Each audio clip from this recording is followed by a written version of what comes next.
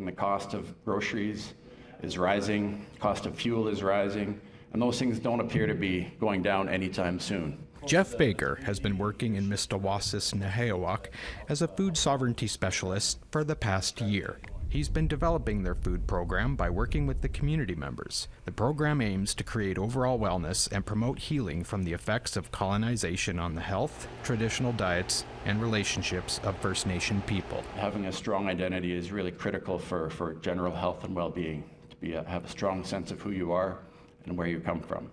So these are all things. It's not just about food, it's about connections, it's about relationship building, it's about identity. Mistawasis started their program last summer.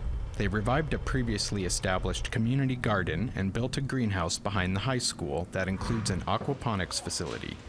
Much of this work was new to Jeff and his staff, but that didn't stop them. Fish eggs are going to go in here, and then once they start hatching, we'll be putting them in this part. And then when they get bigger, like fingerlings, then they'll go into the tank.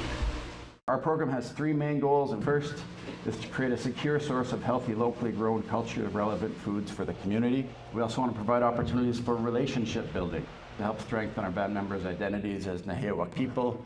And that goes back to some of my work in education, where I learned early on that having a strong identity is really critical for general health and well-being. Joe Monroe is the food security coordinator at the nearby Muscadet First Nation. Growing up in Muscadet, he learned farming and hunting from his grandparents. He shared these experiences with the forum. We had very successful farmers in Muscadet. My dad was one, I was one, and then things changed. Government policy changed to end our farms for the fourth time since 1876. Government policy stopped our farms right across Canada. The 25-year funding for the stream for these projects all ended.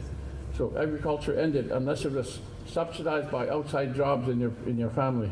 Tides Canada, a foundation that supports environmental and social justice projects, is working with similar groups to bring money into Saskatchewan and Manitoba for agricultural projects. With their help, Muscadet can get more projects started. And the main thing was jobs.